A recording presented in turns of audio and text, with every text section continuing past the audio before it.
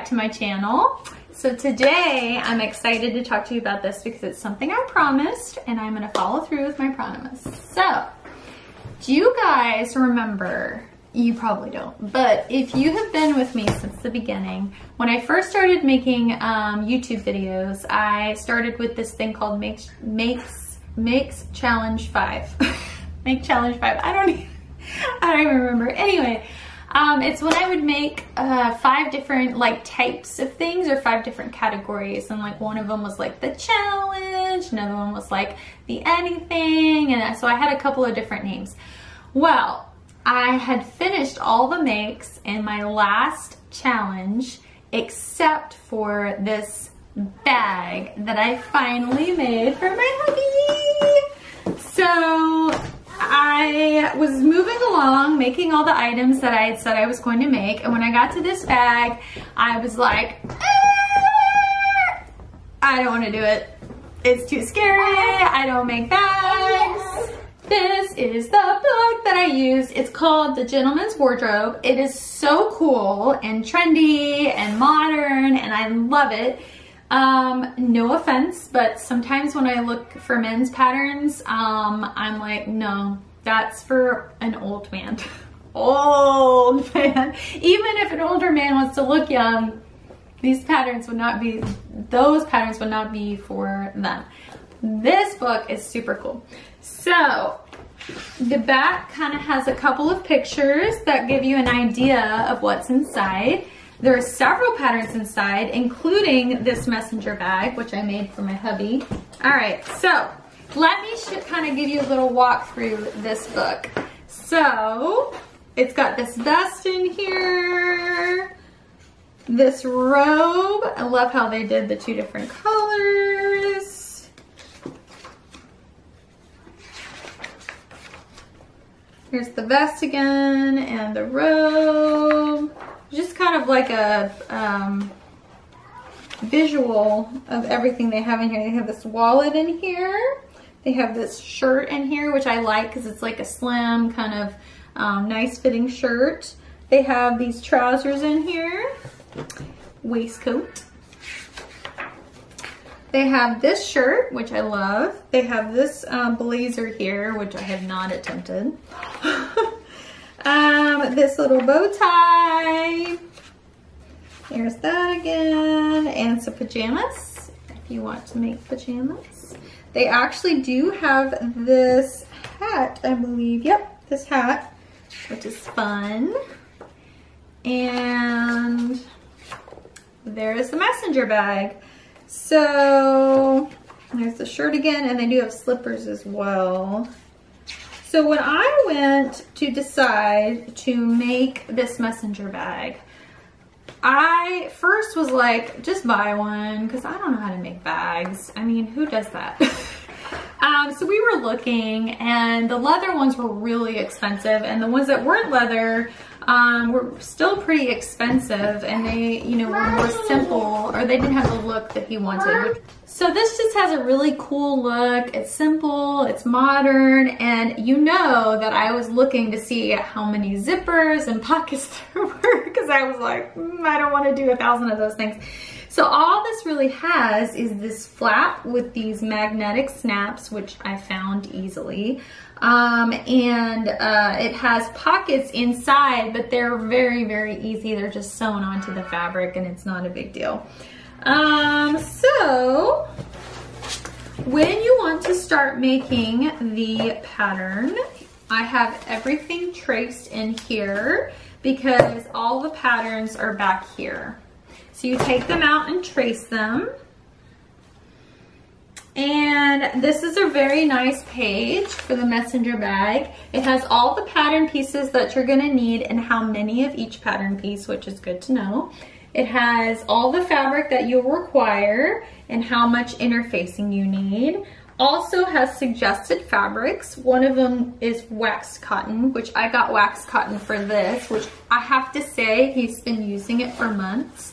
And it was so stiff when we first got it, and it is like so nice now. Just worn in with the lines everywhere, but like still looking good, and it's very soft now. So I really like that, but it's also durable. So we got that from Stone Mountain Daughter Fabrics. And then they have the Sewing Notions, which, you know, thread to match the fabric. And then I stopped in my tracks when it said I needed buckram. I was like, what is buckram? So I did a Google search, and I found out that it was just a very stiff, like, backing or interfacing, basically. And it came in black. So I went to the store, or they have different colors, but I got some in black. I went to the store, I went to actually Hobby Lobby, which is my local fabric store, and if they had it, then your fabric store is gonna have it, because my town has like almost nothing. So I looked at it, read the label, and it said it was buckram, and I'm like, who knew I would just go to the store and find this? I had never seen it before in the interfacing section, but it's very, very thick. In fact, I have some, and I will pull it out in a second. Okay, 2-inch 3-bar slider. So I have to say, I had to special order these because they did not have 2-inch. All I could find was 1.5. So these are the 2-inch bar sliders. And I ordered them from a company that I will list below, but everything came in no problem. It was very easy to source once I found this website, but I definitely had to look online because everything in the store was just 1.5 inches. Granted, you could do 1.5 inches if you want, but it would be too small for this strap. So you would have to make this strap thinner. And I really like the thickness of this strap, so I don't think I would want to do that. So I went ahead and bought those, two 2-inch 2-bar sliders, which I think that those are, see, these have 3 bars. There is a bar hidden in here. See? So that's a 3-bar slider. This is a 2-bar slider. It's just basically to like latch on here, which, you know, it's getting wrinkled right there, but that's all it is. So that one has to be big enough for the strap, but it can be in kind of any shape you want. I just got the rectangle, but that's what that is. And then the magnetic sew-on clasps I got from Amazon, I believe, but I will link below where I got them from. But this is part of it, and this is the other half. So basically, this was actually pretty hard when I sewed these on, because where I sewed these on was not a big deal. I just measured from the bottom and from the side to make sure they were in the same spot on both sides. But then to get this to match up almost perfectly to where it would not, you know, buckle or look weird. It was a little bit hard for me to estimate where it needed to go, but I think it looks pretty good. I kind of just had it to where the bottom of the flap would line up with the seam right here. So that's that part, but that was more towards the end, so I don't know why I'm jumping ahead.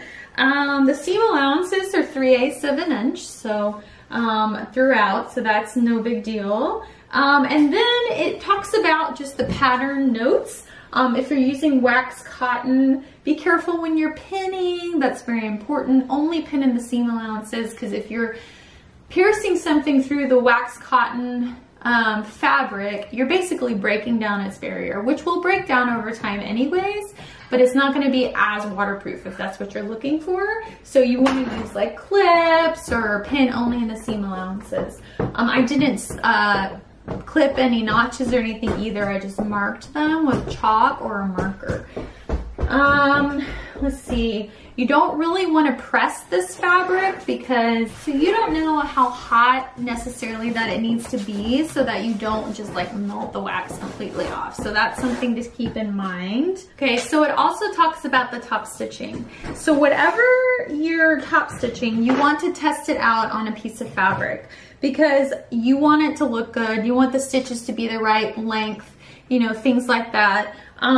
Because once you make a hole with your needle in this fabric, it's going to leave a mark. You can iron over it, smooth it over if you want to, but you kind of don't want to have to unpick a lot of stitches.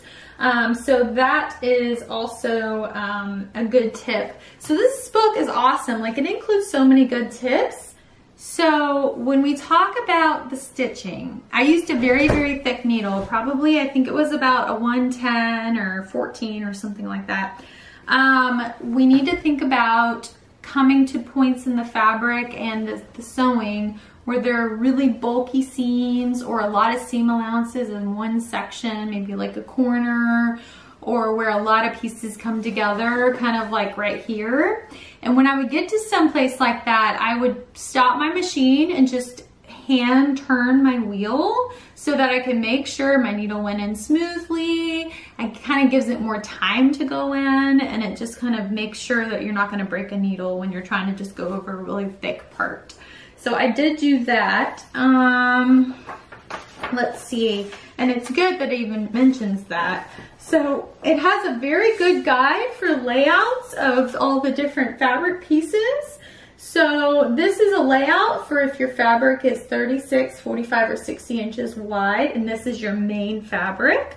And then they've got other views for if your fabric is just 45 to 60 inches wide, you can fit a lot more in. And then this is if your fabric is just 36 inches wide. So you don't need to look at all this. You just find the one that fits your fabric size and you go for it. And then they have interfacing. This is an interfacing layout. And they also have a lining fabric layout, which I didn't mention my lining yet, but I got this from fabric.com. And it's awesome. It's duck canvas, and we picked it out. And I thought it was really nice. I really didn't want a plaid because I didn't want to have to worry about matching plaid in here at all. I'm like, I'm already making a bag. I do not need to worry about matching plaid. I also thought that putting plaid inside would be super nice, super like Ralph Lauren looking. But I also thought that it could look a little bit dated sometimes, just depending on what you're wanting. So my hubby really liked this. It kind of gave it a little bit of a modern look. And although it is light colored, he's been using it for a number of months and it has not really been damaged or gotten really dirty. So that is good. Let me show you the pockets here. This pocket was easy. It was just a pattern piece that you end up stitching on at the side. Super easy. This doesn't have any pockets right here. There are pockets on the inside, which were also super easy. So there's a big pattern piece here that was placed on top of this section. And it's basically stitched down the middle to make two automatic pockets. But before you do that, you put these little pockets on here. And you're just basically stitching them, you know, around the edges. I mean, this is super simple, not a big deal. This one's like a rectangle, and this pocket piece is like a tiny little flat rectangle. And then this one is just cut in half, basically, with these two on top of it, and there's like two big pockets here. And then the main bag part is obviously here. So that's all the pockets it has. And those were like very, I just thought it was very clever the way that they had these done. As far as the way that this is put together, it is very self-explanatory. It's really, really easy. There were no very complicated parts. You're kind of like bagging this lining out, which is not hard. It's not difficult. And then I top stitched up here to keep that lining in place, just from here all the way around to here. I don't remember if it actually tells you to do that, but I did because I didn't want the lining to like flip out. I will say double, triple, quadruple, make sure that you stitch these in right here when you put them in on the inside. You stitch them a lot, over and over and over again. Make them a little bit longer and stitch them down to something else too if you can. Just stitch them in as many places as you can, because if you put a bunch of heavy books in here and a laptop and everything, there's so much strain on these straps, they will break. So my hubby started to come out right here. That's another thing. Make sure you use strong thread that is high quality and doesn't break very easily. So we were in the airport, and so all I I didn't bring my sewing kit with me, so I had to buy a sewing kit. The needles that came with the sewing kit barely went through anything, much less wax cotton, but I made it through. I broke about 3 needles and probably my hand, and then I stitched it up with gray thread, and I stitched it really tight and over and over and over, and it hasn't come undone since then. And there's not really a good way to repair it from the outside. You really have to open it up and repair it on the inside, and I haven't done that, but it's been holding up, and it's just a little blip of gray and nobody notices. It adds character. So but yeah, so just make sure that that's really tight. Also, in the corners, I took extra care to really pinch a big piece and make sure that corner wasn't gonna like bust open. And you will see when you come to that, I made sure that like I took a little bit extra seam allowance and like really like sewed this corner like 2 or 3 times each corner. So because I really feel like those are also very big points of stress, and I wanted to make sure they didn't come undone. So that's another thing. Pretty much all the interfacing you're not ironing on, you are just attaching it. It's just there to reinforce, so you don't have to worry about ironing on and interfacing to wax cotton. What else? Everything in this is really self-explanatory. The pictures are wonderful. It really tells you how to do things and what the best way to do them is. You can finger press a lot more than you would think. Just use your fingers to push things out because you're not going to be ironing really. You can iron the lining, I guess, because it's canvas, but anywho. So yeah, when I stitched like the corners, like I said, it's very self-explanatory how they have you put it together. It's a little bit awkward, but it is self-explanatory, and I really made sure I sewed these corners really well. And you're basically constructing the main part, and then you construct the lining, and you're basically like just slipping it inside, but you'll see it's very, very easy. The strap is very easy as well. It tells you exactly how to pass it through all of the bar sliders here, so you don't need to worry about being confused about that. And that's it. Like, it's very good, has very good instructions. And so I feel like, other than the blazer and maybe the waistcoat, I've made probably one of the most complicated things in the book, and it was very easy. And so you just have to do it. You just say, okay, I'm just gonna do it, and then it just happens. But yeah, so that was a really good tutorial for that. And then all their other patterns are in here very nicely. And of course, I'll put a link down below. I got this from Amazon. I'll put a link down below to show you like to how to get this book from Amazon. But yeah, and then they've got nice stuff in the back here about finishing touches, bias binding, buttonholes. These are like hand sewn buttonholes. That would be really nice. A good way to sew a button here, which is also really nice. Oh, that's great. A lot of people don't know that. It's telling you where to mark, where to place your button, depending on if you have a horizontal buttonhole or a vertical buttonhole. That's a really good tip that a lot of people don't know. So anyway, love the book. My hubby loves this bag. I'm so happy I made it for him, and I finally completed the last of my Makes Challenge 5. It only took me like 6 months, right? And then I didn't film it for another 6 months probably. So he's going to be happy to have his bag back, because he had to take everything out for me to talk about it on the video. And so he wants to put out all of his stuff back in. So I'm gonna have to give it back to him so he can do that.